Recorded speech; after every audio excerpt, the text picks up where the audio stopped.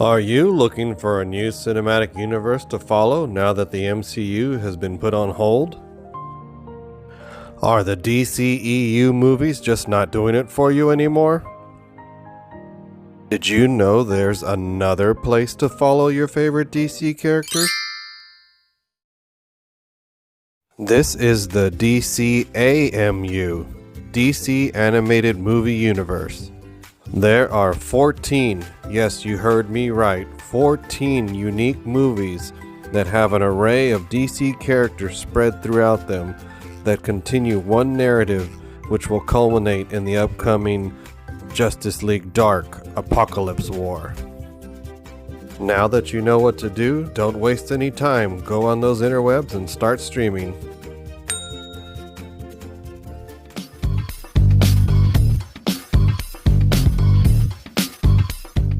Sponsored by Local Touch Online, a free online magazine that has an exclusive article by Pop Culture Geekery every month.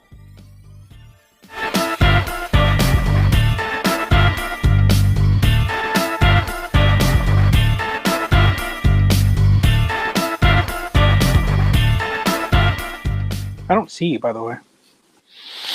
Oh, you're going to see me, don't worry. Oh, boy. That sounded horrible. Please don't do that. Well, I just wanted to make sure before I, turn off the camera, Sarah did let me borrow her Harley Quinn outfit. So it was a little tight, but I was able to squeeze in it. So are you sure you're going to be able to handle this before I turn on this camera? Probably not. This is going to change our friendship, Joe. All right, on the count of three. Ready? 3, 2, 1. Fooled you. Wow. Your heart was probably racing. You're like, oh God, I was please, like, no. I'm about to have a technical difficulties here. Forever. Phone just completely. Be like, I had to do the last ones by myself because Roy won't answer my phone calls anymore. That's awesome. No, this is all the Harley Quinn you get. So. Oh, that's cool. Nice. If Sarah wasn't pregnant, I probably would have asked her, but I know it's a lot to get into the Harley outfit. So that'll have to do. All right, there's our thumbnail right there. Good job. I was going to ask you to smile. Good job, Roy. All right. Okay, so part 5 of our countdown. So today we are going to go over Teen Titans, the Judas contract first. So let's see here. Yeah, I noticed you don't have as many characters as last time. Yeah, it's a lot of figures I have for that one. I was kind of surprised, but yeah, I'm curious to hear the story with the Moss Man there. Oh yeah, I don't have a Beast Boy, so. Oh, okay. So he's standing in for Beast Boy. He's a beast. I was gonna say, is that a cameo I missed? Boy. No, that's all. I was looking around for any other creatures that I had are green, but surprisingly, I don't have a Battle Cat, so I can't use him. I was going to use my He-Man. What's his name?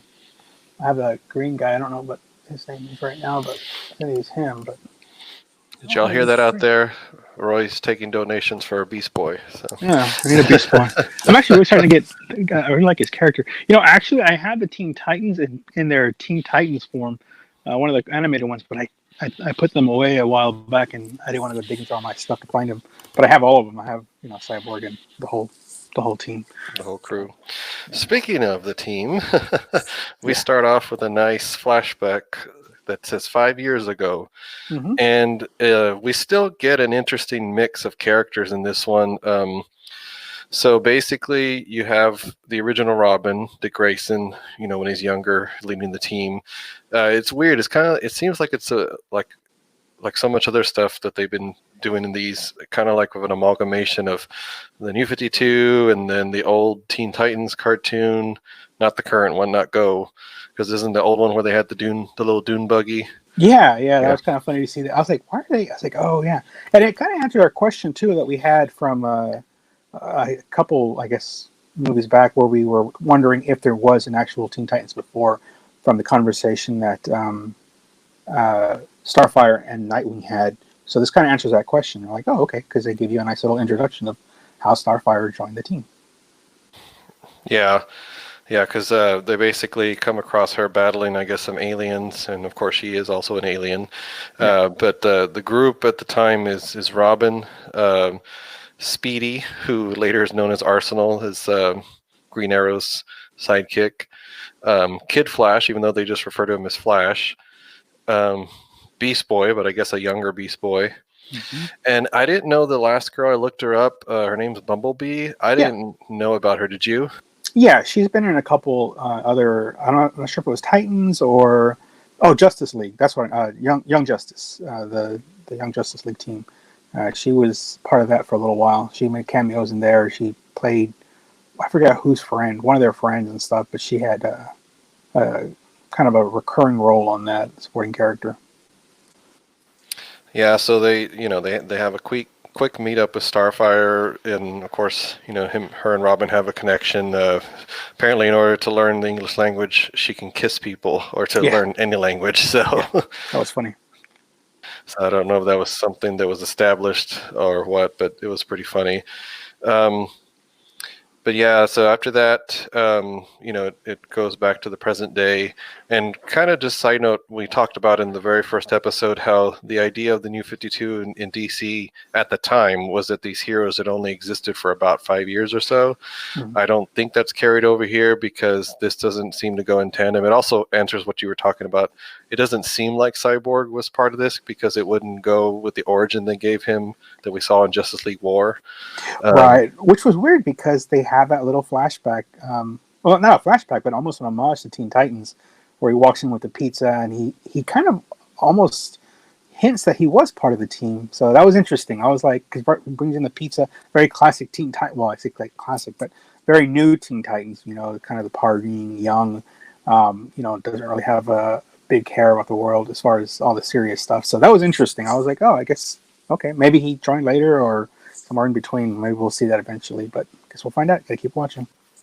Yeah, I think it was more so that like they were offering for him to come join, and he was kind of like, well, I'm already in the big leagues, type of thing. So why would I go backwards? Basically, is the way I took it. But kind of like we talked about last episode, trying to figure out where all this fits, since this is supposed to be a rebooted universe. Technically, you could look at any of the previous projects, especially Teen Titans, which is the one that seems to be the most influential here. Right. So we find out when we come back to present day that Deathstroke is alive. Surprise, surprise. Mm-hmm. Yes. I think Robin asked if he got to the Lazarus pit. So he did say he did spend some time in those. So last we saw him, he was falling to his death after him and Damian battled in, I forget which one that was, but yeah, he died, and he was saved apparently by this new villain we get introduced to, Brother Blood. At least that's what I'm assuming, because he's serving him now. Yeah, so it's some nice continuity there that they have.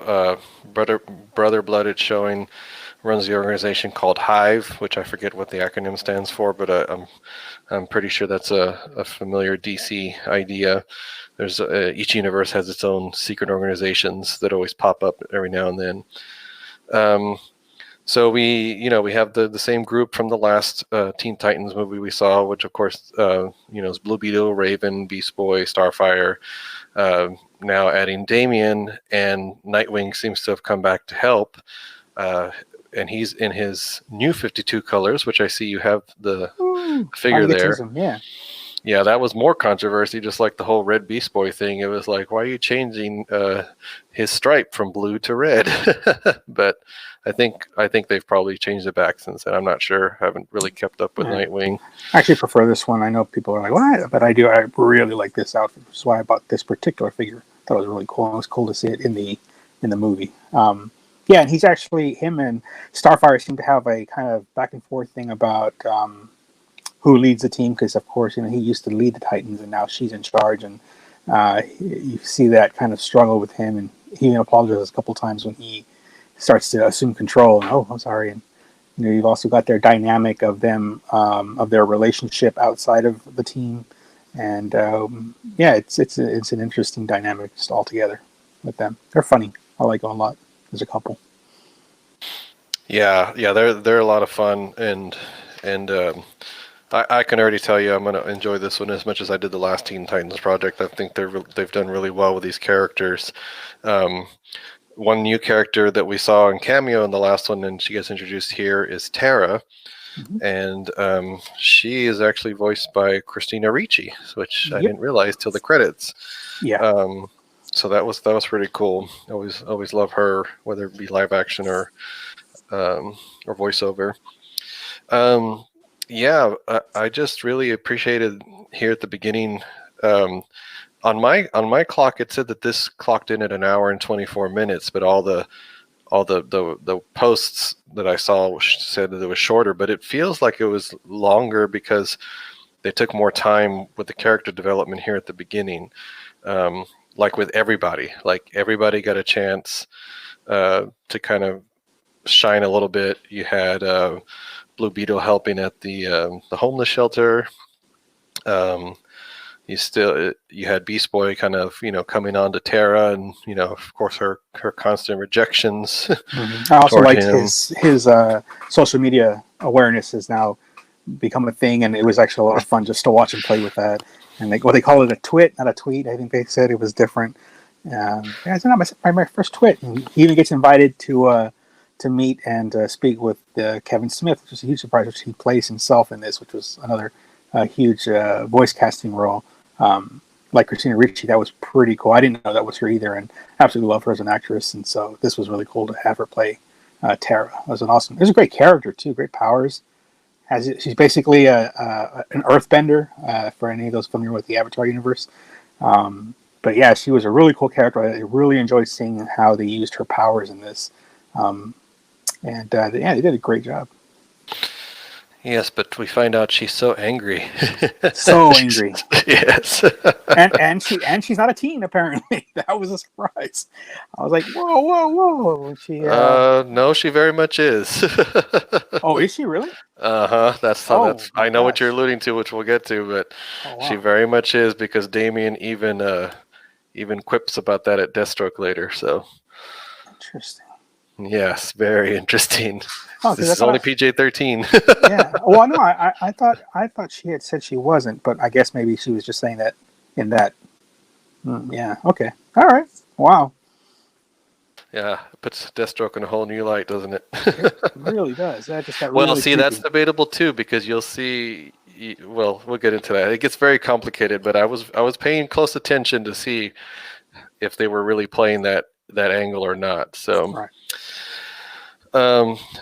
And by the way, guys, if y'all don't know by now, spoilers, obviously. So, the movie's 3 years old at this point. So, yeah. So if 17, yeah.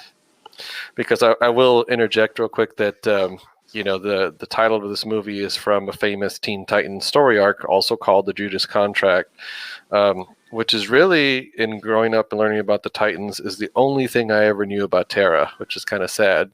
Kind of like yeah, that's no, true. I'm just going to say, kind of like when you learn about the apostles and it's like, oh, this is Judas. And oh, yeah. Well, and that's the funny thing is that I really only know her for this, but I don't even remember reading the comic book. Before I even saw this movie, I knew her, kind of what her story was. I don't know if that came up from pop culture or I must have seen it somewhere. But yeah, I was just like, that's really the defining characteristic about her was, what we revealed in this movie. So yeah, it was interesting.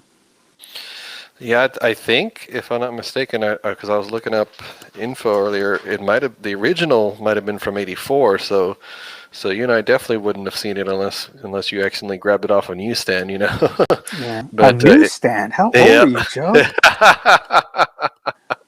Did you see it in the Sunday morning paper? What's going on? Anyways, right before I went to the phone booth.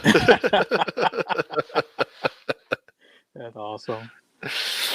But so yeah, it's possible it could have been recreated in like the newer Teen Titans cartoon. I honestly didn't really watch that cartoon, so I know about it. I know the song and all that, but so we find out that Brother Blood runs basically a cult, and he also has Hive as his disposal, and like you said, he's the one that got Deathstroke back to life, and apparently they have a contract, which is the whole premise of this movie, Brother Blood wants each of the Titans, which he reveals later on, because he actually waits all the way to the end of the movie to reveal it, which is pretty interesting. Most villains like to rattle off their plan early on. Mm-hmm. So I was kind of wondering the whole time what in the world is going on. And then like this plays out kind of like a really good TV show, like of the Titans, because I feel like they cover a lot. Like here, had a note about their training session where Terra almost kills Beast Boy. Yeah. Like I felt like that point, it was like at first, Terra was almost a one-note character. She was just very angry all the time, and you don't know why. And but as you start to unveil, her past and why she's so angry, I thought that really added to her character. And even this here, Beast Boy, even though she almost kills him, he starts kind of feeling bad for her and realizing that like she's got some really deep hurts. So that's why this one was really elevated for me. Yeah. I mean, they show a little bit of her background. That it looks like she was. I think she even mentions her parents freaked out when they found out she had powers. There was you see a flashback of when Deathstroke meets her. She's being basically drug around like the village rises up against her with their pitchforks and call her a witch, and they even try to kill her. Like one guy pulls a gun, and that's where Deathstroke shows up. But so we get a nice little background on her as to why she is angry. But I liked how they show her like how she struggles with this duality that she has, this mission she has. But and she is so used to not being treated with kindness or love that, I mean, she genuinely struggles with it. And every time that the team tries to, basically give her the benefit of the doubt and just be accepting of her and tell her, hey, it's okay, we get it. We all, I think Beast Boy has a heart-to-heart with her where he says, look, we all have our thing, she explains, where Starfire comes from. She explains how Raven struggles with her father issues because of her past and stuff. But that's kind of what I believe one of the kind of the theme of this is that it's what makes a hero. It's this pressure to be this hero, and it either forms you into a diamond or it crushes you into dust. And I thought that was really neat, especially considering her whole thing is like earth and stuff, rocks and whatnot. So I like that I don't know what you call that, but it was a theme to me that I was like, oh, okay, it defines you. So that was pretty cool with her, and really it did elevate the story. And this one didn't feel like an hour and whatever it was. It was really good. I enjoyed all of it. I remember watching this the first time and thinking the animation was so, but it was actually really good on the second watching. I don't know. What I remember from the first time, but this was actually pretty good, and I really enjoyed it. I'm actually happy to go back and watch these and just see how good they were done. Sorry, my cat's in here meowing, so you'll probably hear him in the background. That's okay. We both have cat issues, and I completely agree that in fact, if this group was made into a regular series, I would totally follow them as is, with the current actors and everything. Yeah. And thankfully now having access to DC Universe, I might go back and I definitely want to check out the original Teen Titans. I don't know about Go so much, but we'll see. Yeah, I think I watched the original as well. Well, I watched it actually, at least a good chunk of it, and maybe that's where Terra came up. I don't know if that was in that, but it was good. I remember enjoying it a lot. I know it kind of got reformatted because people thought it was too serious or maybe got too heavy or something, but I really enjoyed it. And when it changed format, I couldn't get into it, but I actually do like the Teen Titans. I've seen a couple episodes and the movie, and I actually enjoy it. So I might be a bigger Teen Titans fan than even I realize. Yeah, it's a great team. Yeah, and so let's move on to the whole thing with Terra. So like we kind of spoiled earlier, I guess. So Terra is a traitor. So here's the thing, based on everything we learn, she is in love with Deathstroke, but the way Deathstroke plays it off, he seems to be like stringing her along. Yeah, because they don't ever explicitly say that anything has happened, even though she very much would like it to. Right, and we get this really weird little interaction between them where she definitely shows that she likes him, and you're just like, okay. And I thought in that scene, I was just kind of taken back, and I was like, wait, isn't she a teenager? But then she says she's not. She says, "I'm not a teenager," and I was like, okay, does she mean that like literally, or is she just saying that because I just thought maybe she was older and she was trying to play, like how actors play teen roles and stuff. They have a young looking face and stuff. So it didn't faze me as much as it just did right now when you said she is a teenager. So. Well, yeah, because I don't remember how she said it. I thought she said, "I'm not a child" or something like that. I think I thought I'm she not said it in. teenager. Oh, okay. I thought she said it in such a way to kind of like egg him on, basically, or I don't know. And then, of course, but then Damien, at this point in the movie, we'll just go over it real quick. So Damien, goes after Tara, because he can sympathize with her anger, and that's when you find out that her and Deathstroke are working together, and they actually capture Damien. And as you guys remember from the previous video, Deathstroke has it out for Damien because he feels like Damien took his right to lead the League of Shadows, Right. But he's the one that makes the quip. He's like, something about, so you, I don't know, something about having his hands on teenagers or something. He makes a quip that he gets Something backhanded that's like, for. yeah, it's like something Yeah. that's more your speed kind of thing. And that's when he Yeah. hits him. He tries to bait him. Yeah. Yeah. I think it was kind of cool though to see this return of Deathstroke, who's played by Miguel Ferrer. For those of you who are probably our age, you might know him best from RoboCop.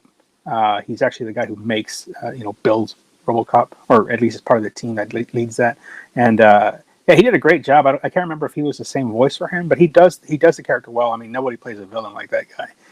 So it was cool if he was the same voice, he did a great job with that. And I liked how this wasn't just a two-dimensional villain. He even alludes to, he's like, do you really think that I'm going to fall for your, stuff? So I like it when they do that, where they don't just meet your this expectation of like, we're going to play this character like just straight like that.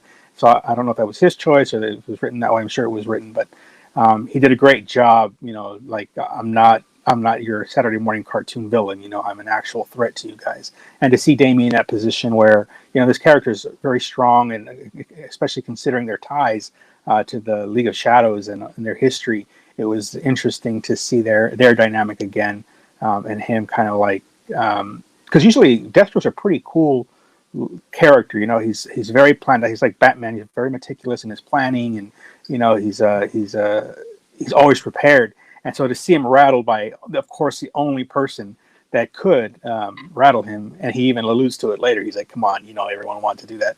He beats the crap out of Robin. It's interesting, or Damien. It's interesting to see him lose his cool and get frustrated with Damien, and actually hit him out of anger and stuff. So yeah, that was a nice little continuation of the storyline with him. Yeah, and it's nice, like you said, nice continuity there. And yeah, this Deathstroke was a lot more quippy, I noticed, than the other one. And he uses a staff with the energy bolts, which I'm pretty sure is from the Teen Titans cartoon, right? That I was think kind so. of Yeah. Mm-hmm. kind of their answer to the no violence. That's why they kept referring to him in the cartoon as Slade back then. They couldn't call him Deathstroke. I remember that specifically. Oh, yeah. See, I didn't even think about that. Yeah, that's true. That's interesting how that works. Weird. So in the middle of all this, actually Beast Boy is the one that gives that speech about the diamonds that you brought up earlier. Yeah, And him and Tara have that little heart to heart, and she actually finally kisses him, which, when you really know what's going on, feels a little mean, because it's like, talk about leading somebody on. yeah. But maybe it's part of that struggle you said. Yeah, and you kind of see that because when Deathstroke, so I don't think we talked about this. Deathstroke, when they had their little whatever, he shows him putting a lens, basically a camera. They've been basically profiling and just watching the Titans through her eyes. She has a camera, a context, and stuff. So when that happens, when they kiss, you can see that struggle, because she actually does. I think she actually does sort of fall for Beast Boy. And so when Deathstroke speaking this into her ear through a comm, she's surprised. It shocks her, and she's like, "Oh my god, I forgot. That's what I'm really doing here." So I think she was actually falling for him, and she's getting closer and closer to the League. To the Titans, and yeah. So, and I think that really, all the way to the end, that really kind of, I thought it helped the story a lot, just to kind of see her struggle and stuff like that. And of course, because they're teenagers, it's just so much more dramatic. Everything's dramatic, but in this case, it really was life or death. So it was interesting to see that, and I really enjoyed it. Yeah, when they have Tara's 1 year celebration, they even have the pop music return. So Yeah. let's see here. So here towards the end, Deathstroke finally enacts the plan to capture all the Titans, except for Nightwing. He has a lot of trouble trying to capture him, and he ends up getting messed up again. He pops his shoulder out of his socket. Yeah. And then he has to pull a lethal weapon to pop it back into place. That's exactly what I was thinking. They got a Riggs here, a Riggs situation. After Deathstroke pretty much just gives up, I think, out of like frustration, and shoots him, and then doesn't even look for the body, which he gets scolded by Brother Blood later. He's like, if you don't have a body, then there's no proof. So and Brother Blood was actually a very interesting character too. I'm trying to. I mean, I think he's made a couple of cameos probably in some of the Justice League cartoons. Maybe, yeah, I think at least one or two, and probably even the Teen Titans before. Some other animated series. But he was an interesting character because apparently he's been around for a very long time. He's been reincarnated or something, or he's just survived by literally bathing in the blood of his enemies. And we get this really creepy, and kind of reminds me of, like right now, this reporter is talking to him, and he presses him with some really good questions, and rather than answer the questions, he storms off like a child and gets very angry. And next thing you know, we've got Brother Blood bathing in that reporter's blood. So I thought that just reminded me of the times we live in right now. And it was just like, oh my gosh. But yeah, apparently he survives off. Oh, and I think I thought what was really kind of cool is his I guess his lieutenant, his second in command is Mother Mayhem, I think. Which, so I love the names, like these old school, like Peter Parker and just stuff like that where they do with the names. But yeah, that was shocking. That was kind of one of the darker scenes of this series, or this movie, was just how you're like, oh wow, he literally, and there's a lot of killing in this one too. So definitely not for the kids, I don't think. No, like I said, this one was PG-13. So basically, at the end, just to kind of wrap this one up, the whole point of him wanting each of the Titans was he has some sort of machine that I guess he can pull all their powers into one, and so it basically turns Brother Blood into this like amalgamation of all the Teen Titans minus Nightwing. Yeah, basically a Super Skrull, but in a Teen Titans form. But they're towards the end. Of course, they all come together. They fight. Deathstroke betrays Tara, and gonna jump over that. Wait, it's important. Well, no, I was gonna say so the whole thing with Nightwing, he kills Nightwing. Brother Blood says, "I need all the Titans, or at least 5, for this to work," and then he betrays Tara, which he finally reveals that he was stringing her along. Basically, he says a contract is a contract. His whole motivation that he's been telling her the whole time was he wants to raise capital to start his own League of Shadows, basically. And so, ultimately, yeah, he reveals that he was just using her, just like the Titans were telling her, just like they were trying to tell her all along, that they actually love her, they actually care about her, they wanted her to be part of the team. And so, he turns on her, Brother Blood captures her and puts her in this machine and makes her part of this plan or whatever. When she escapes, so it's great because then you see the full extent of her power, at least a nice little glimpse of what she can really do. So that was really cool to see her. She goes after Deathstroke, which we got to see a really cool fight with Deathstroke and Robin and Nightwing, and the two of them, as skilled as they were, I was really surprised to see how well Deathstroke held his own. Which I wanted to highlight because it was an amazing fight, great choreography.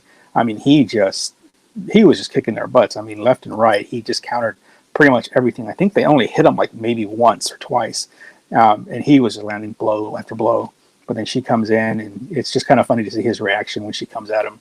And there's this whole big classic villain speech from Brother Blood when he's assumed his god form, and he's like, "I'm this, I'm that," and boom, Tara just takes him out just out of nowhere, which was hilarious. I wanted to mention that. But yes, so eventually, yes, she does basically work with the team of her own purposes, her own reasons, but she does help the team, and they ultimately are able to beat both Deathstroke and Brother Blood, which I didn't understand why.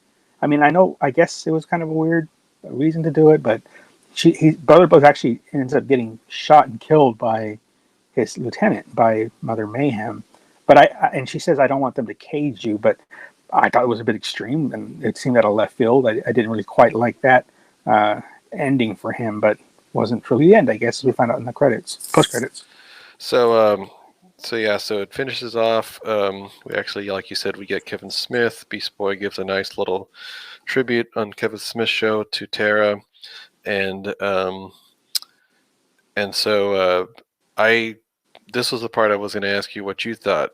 Did that confirm Tara's death, or that she survived? Because that's what I couldn't tell. It seemed like she died, especially based on the way he was talking about it.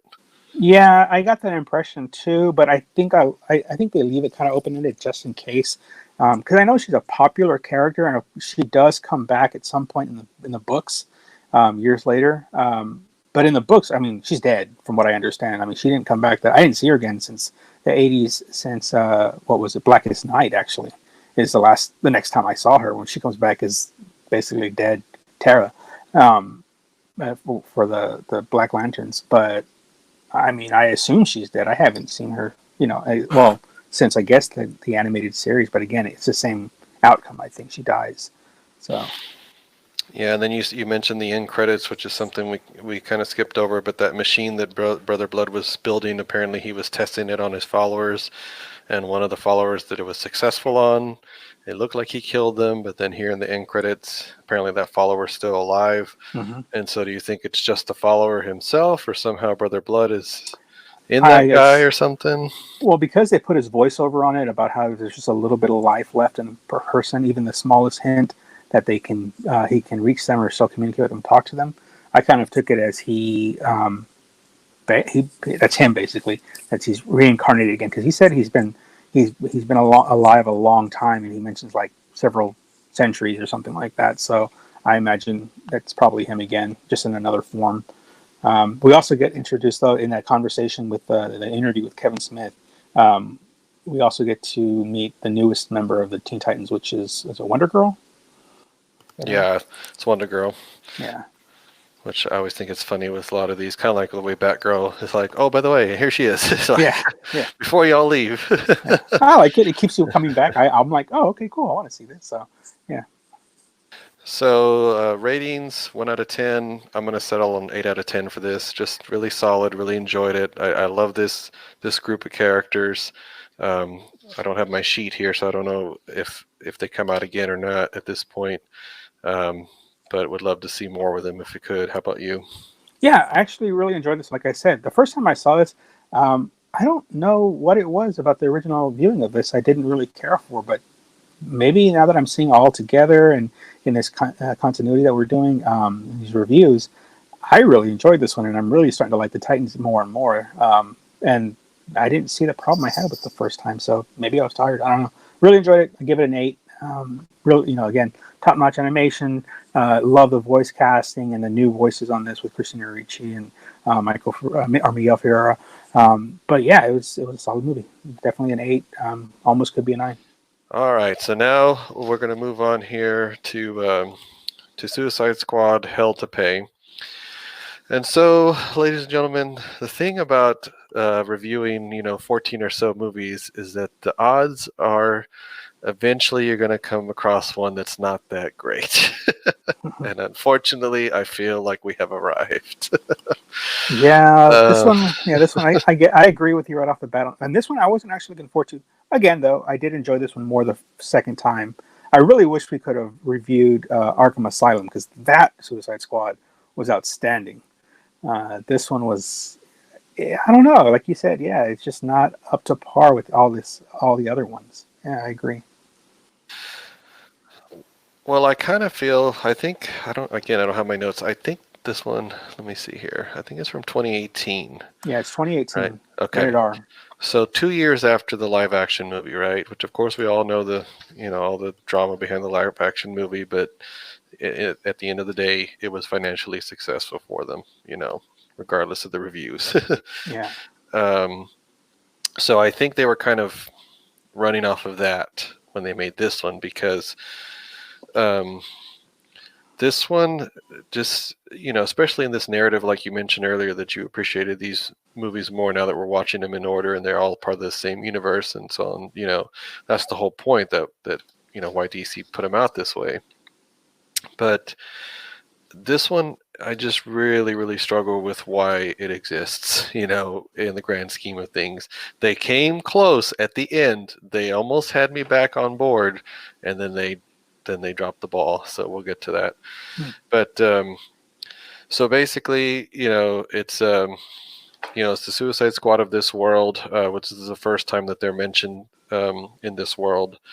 And there's some of the same players that either you guys, if you know this team either from the comics or maybe you did see the movie, the live action movie, so some of the basics, like Amanda Waller is the head of the team. She's the idea behind it all, why she even brought them all together, which is kind of interesting that they don't even really address that here. It seems like in most other times, in that Arkham Asylum, did they address like why she sets up the team and the reasoning behind it and all that? Yeah, and it's probably why it's probably a better movie to begin with, because they just start off, you're like, oh, they're all in prison, what's happening?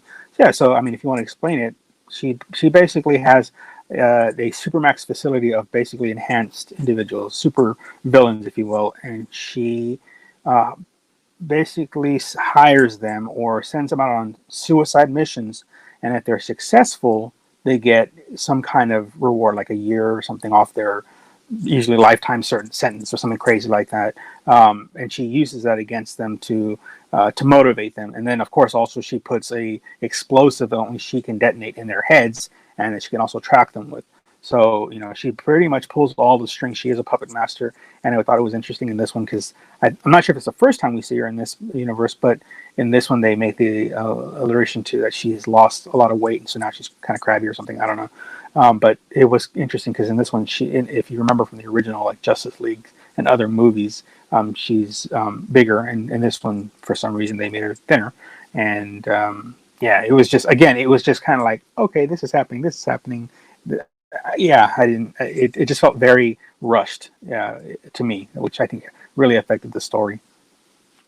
Well, not so much rust to me. Pointless is the word that came to mind at the end when I got there. But it's funny you bring up the whole her losing weight thing, because in here they actually make it relevant. I don't know if in the New 52 they did, because they did change her design to make her thinner in the New 52, which some people were upset about that. Which, I mean, I like the old Amanda Waller. I don't really. The only other time I've seen her portrayed by someone skinnier is in the Arrowverse, but I just thought that was just because of the actress they chose. I didn't really, since everybody kind of has their own look in that universe anyway. But yeah, they set it up here at the beginning. You have Deadshot, which of course, again, if you know the live action movie, you know that they kind of make him the center, and they kind of do that again here. I didn't even bother to look up the other two no-name characters. I already knew they were going to die.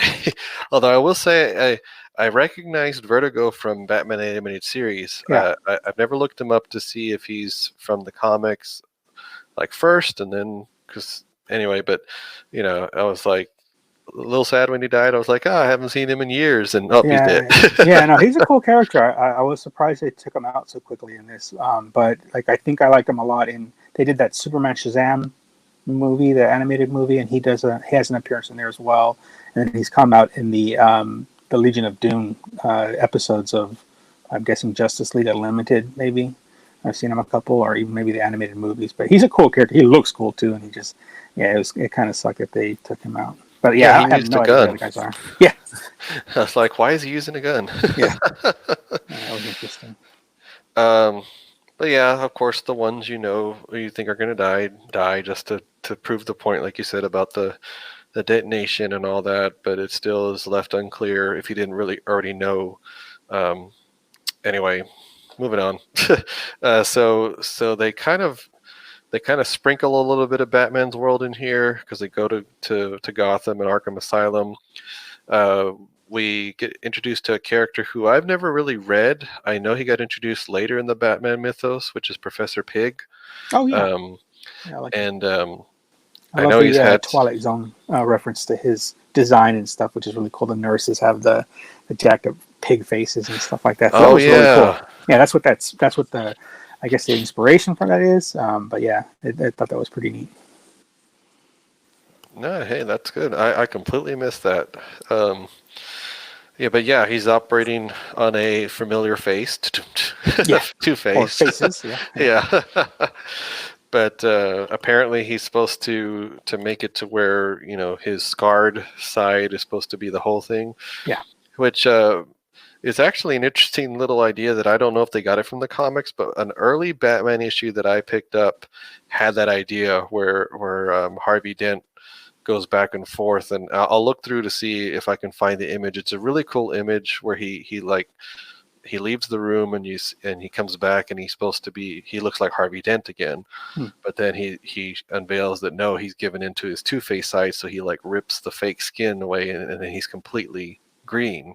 Oh. And then later you find out that no, it was all just like makeup and stuff, and it has to go with the whole story. It was a really cool early issue of Batman that I read. So I don't know if this was an homage to that or not, but it's interesting that that's what they're trying to do to Two-Face. Of course, they don't succeed. But apparently, not Amanda Waller. The villain of this piece wants Professor Pig. So while that's happening, we get introduced to this group of Suicide Squad members, which there are some familiar faces. We get Captain Boomerang, which you saw this design in Justice League Flashpoint, yeah, before everything changed. You get Harley Quinn. Who's played by Tara Strong. Is she the original voice actor for? No, she's a modern voice actor. Okay. I know she's really popular in the Brony circle for playing at least one of the main characters. That's what I know her from. Yeah, I was trying to like Tara Strong. I know that name, but I could not figure out what she was from. Even with IMDb, I was looking and I was like, was she the original Harley Quinn? She did okay, I think. Her Harley was generic, but fun, I guess. I mean, I won't completely discredit her on this one. She's a great voice actress. I think it was just the whole production of the movie that maybe just was the problem, was the issue.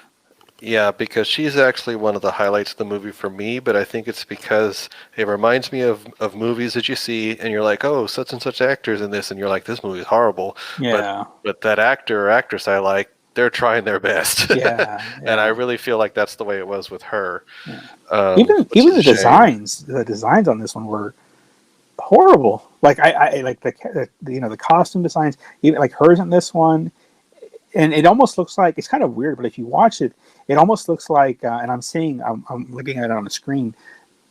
It's like certain characters shine; they look really good, and it looks like they had like the A team working on these guys. And then unfortunately, her like in Deathstroke, Deadshot, they kind of fell into this B group where it was like, who, I don't know if they're new or what, but even their design and their animation just looked really cheap. I don't know what else to call it, and I hate to talk negatively about it, but I mean that's really what it was. Like Copperhead looked great, his design, his animation was really good. Even Amanda Waller was, as simple as she was, looked really good. But then you get to scenes with like Harley and even Deadshot. There are certain scenes where this is one where I saw the animation difference, and I was like, okay, this must have been like, here, we're running out of time. You guys animate these scenes and give them to us when you're done. We're not even going to check them. Just put it on the screen, basically, and it looks completely different. Just get it out on the market. Yeah, it was really bad. We also get introduced to Killer Frost, who I've actually come to really like that character, but mainly because the actress who plays her on the Flash TV series, she's the one who's really sold it for me. Oh, that's right, that's her. Mm-hmm. Yeah, because I just really like her portrayal of her. Yeah. I like the character. Yeah, she's really cool. No pun intended. And what I found out, speaking of the voice, Christian Slater actually plays Deadshot, which again, horrible at guessing voices, but that was a surprise. Oh, come on! Even if there's one towards the end that just like, it's like, it just sounded so Christian Slater like. I don't know how to say it. It's towards the end, but yeah, yeah. For those of you who didn't grow up in the '80s like Roy and I did, big actor. Lots of great '80s movies. I always remember him as Will Scarlet from Robin Hood, Prince of Thieves. Yeah, He gets shot in the hand with the arrow. I thought you were gonna say Gleaming the Cube, but yeah, let's do that with that. No, you're gonna go way back. You Talk about trying to. You don't mean Untamed Heart or. But yeah, that was an interesting one. I'm terrible at it, so I mean, I literally have to look these up as I'm watching these animated movies, and I couldn't tell that was him, to be quite honest. But maybe I just didn't want to know. I don't know. I didn't want to know. I was like, maybe it's better if I don't and ruin this actor's perspective or my perspective of the actor. But now we're crapping over this movie. We did get Bronze Tiger. I know you mentioned him a couple of movies back. You thought he was there, and right. Yeah, but he does mention that he used to work for the League of Shadows, so it's interesting. They could have just made that him, I guess. Yeah. Sometimes, even though they're planning this out as a universe, there's some disjointedness here, but it's not that bad. Yeah. They've actually done really good. Well, his story was really interesting. I mean, I call it interesting because I don't know his story really well. I know he's made some appearances in the Arrowverse as well, and his whole thing is he's the greatest martial artist in the world. But in this one, he almost plays like the moral compass. I guess actually no, he is the moral compass in this, and actually leadership goes between him and Deadshot back and forth, and it's weird because he doesn't really fit the team like at all. Like I'm even curious. Yeah, I don't know. I'm still not clear what he did to get there. Yeah, and they don't say anything. I mean, he's an assassin, so pretty much he probably was incarcerated for that. But he's struggling with this whole morality thing of, and actually his code is he won't kill innocent people. He even takes it so far as to not run over an animal on the road or something like that. I think that was him. Yeah, it's just really disjointed with this group, and it just. I don't know. I don't want to say it throws the fun out of it, but it kind of does because this is a Suicide Squad. These guys are the bad guys, and they kill and they do all these things. And I think Harley even says, "Hey, we're the good bad guys." And it just seemed like he didn't really belong to this particular mission, I guess. And ultimately he does, but I don't know. I don't know. What are your thoughts? No, I could definitely see that. By the way, I don't know if we mentioned, but this one is rated R. Oh yeah, and very boy, does it use that R rating. Oh yeah. When people get shot, they really get shot up in this one. Yeah, there's blood splatter and brief nudity, and we get what's his name? What was his name? Dr. Fate. Maxim Steel or Steel Maxim or whatever the heck his name was. I'm trying to look him up, which actually was kind of funny. Steel Maxim plays a male stripper, which I was like, all right. But it's actually played by Greg Grunberg from Star Wars and was it Alias and a bunch of different shows and stuff. Yeah. You see, I don't know much about Dr. Fate, and I don't think this idea was taken from the New 52. I could be wrong, but I was just who was a stripper in the New 52? Voodoo. You know why? Because that's what she's always been. Yeah. Not taking an existing character and making him such. Yeah. So this is where I started to get frustrated with this movie. I was already a little frustrated but even for a character that I have no connection to Dr. Fate, but I was like, really?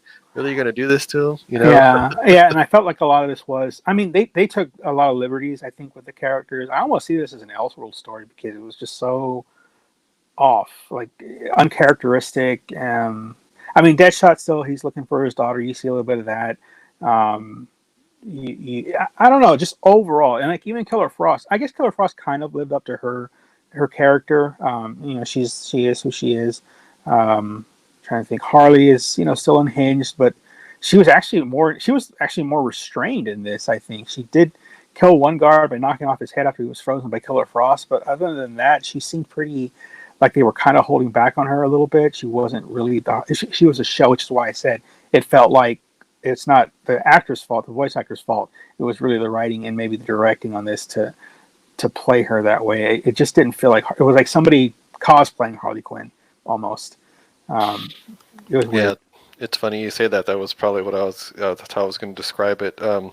Yeah, for those of you out there who have checked out the new Harley Quinn series on DC Universe, that Harley probably would have fit in here better. Oh, They're definitely. just crazy. Yeah, definitely. But yeah, so the whole thing is the only reason Dr. Fate's in here is because they are literally going after a magical item that is a get out of free hell card. Get out of hell free card. And I'm like, really? Mm-hmm. This is the MacGuffin for the story. So yeah, that's one of those things that, and this is why different character choices are important. Maybe if John Constantine had set that up, maybe I would have believed it. Yeah, this could have been a dark and Suicide Squad movie, and if you brought in those characters, I think that it would have been actually really, really good. Now that as you're saying that, it would have been cool just to see that Suicide Squad versus the dark characters, the magic character. It would have been interesting because it's magic. Would have been movie been called in Suicide Squad Dark. Dark hell to pay.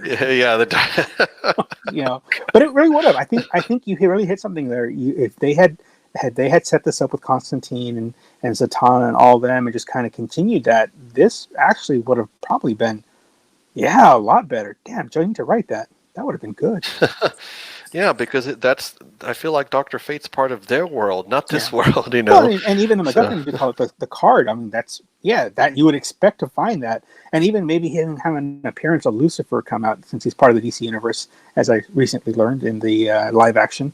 I didn't know that. But yeah, even having Lucifer show up in this would have been pretty cool. And bring in the voice actor that plays that character like they did with Constantine. Man, that would have been such a good movie.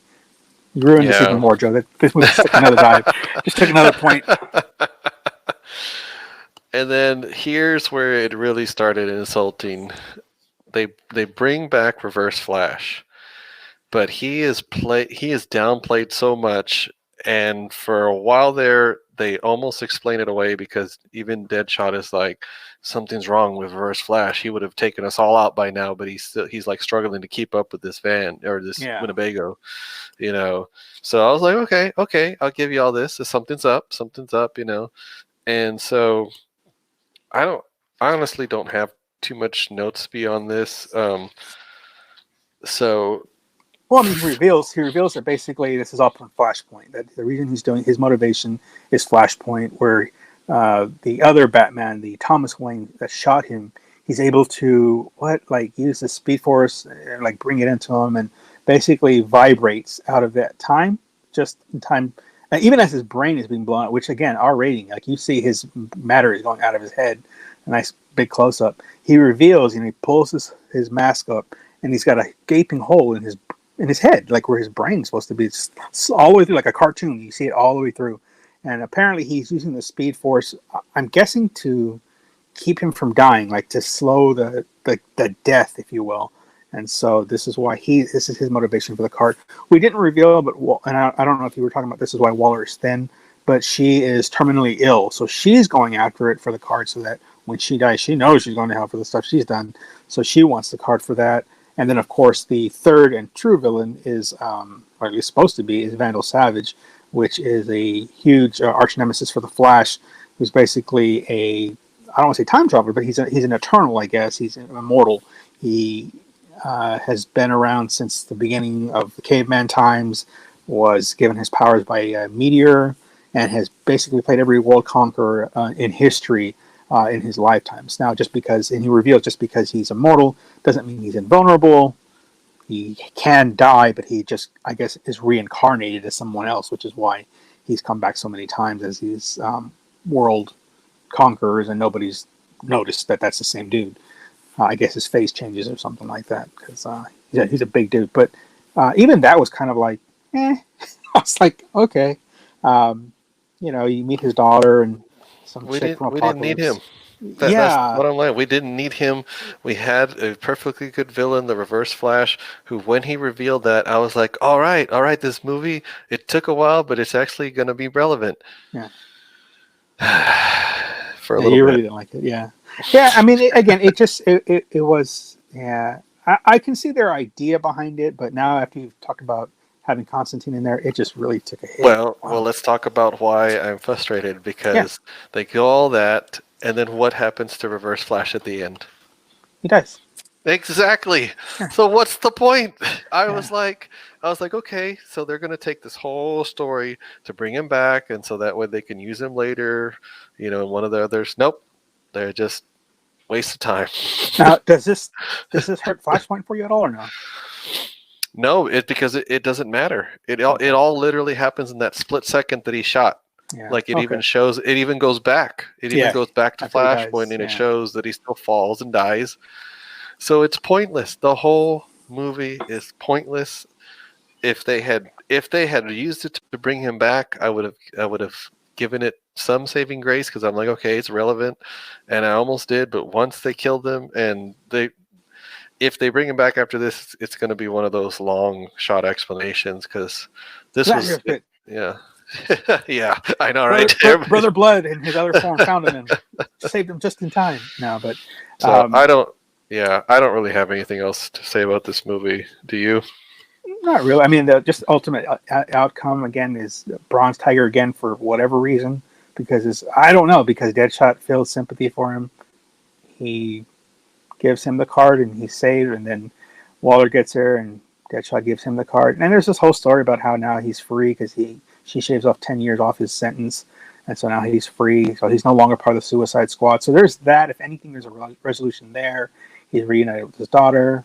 That was a really weird scene though, where he broke into her room and like meets her roommate, who's like, there's drug use and stuff. And you see people shooting up in this, and there's a scene where a guy's eating dog food. I was like, all right, what is going on? It's definitely a dark one, but I kind of feel like this is the first time and again, our point to reviewing this movie is not to dump all over them, but and so if it comes off that way, it's not intentional, but we're being honest about the review. This is the first time where I felt like the DC movie universe met the DC animated universe. It was that distinct. And it feels like this could have been a live action movie because of how not good it was. I mean, it just didn't meet these movies have been up here. Like all of these movies have been so good. And this one, I don't know what happened, like who they gave a shot on this, but it feels like it was, and I think it's Sam Liu or something like that is the name. And I don't blame him. Yeah, it's one of the directors from the previous ones, Yeah, but I mean, people who have followed this channel for a while, they know that I really don't like to focus on the negative. But the whole reason we're doing this countdown is because these movies are really good, and this is a great universe that was being built under our noses while the rest of us were watching the Marvel movies, and these were coming out on, streaming and straight to video. And so, the whole point is to let y'all know to check out this universe, but this one I can't. I just can't. And it's not so much. It's more the story. If you guys pay attention, it's the story that they had it, and then they let it go. Like they could have all they had to do was leave Zoom alive, Reverse Flash, and it would have been fine, because I would have been like, yeah, you have to watch this in order to see that he's alive, But now. That's just my only thing. So. Yeah. No, and that's the thing. It's like they had this build up, and you're like, oh, and you're right. That again, that would have also saved this. Not just making it a Justice League Dark, or Suicide Squad Dark Hell to Pay, but also, it would have. And I didn't think about it, until then, because to me, again, it just felt flat, completely flat. Like like Vandal Savage and the whole thing with Professor Pig, it was like. Deadshot makes this whole thing of like, oh, what's the mystery? I think I figured out why he's important, which was really a dumb idea because it didn't matter again. It really didn't, because Zoom just comes in and does what his thing anyways. Even Professor Pig said, he's like, why does he need me? Yeah. And in the end, he didn't really need him. Yeah. So. It was just, it just, and I see your point. But I really felt like this is, and I don't know if this is based on a book before, like they got material from some other thing, or if this was a complete, just straight to video, if you will, story. I think it was. It really felt like it. Yeah. So maybe they had like a surplus of money and they had to make a movie. And there's like, oh, if we don't use this money, we can't make it, or we don't use these characters, we lose them. I really felt because we got the most random characters in this one.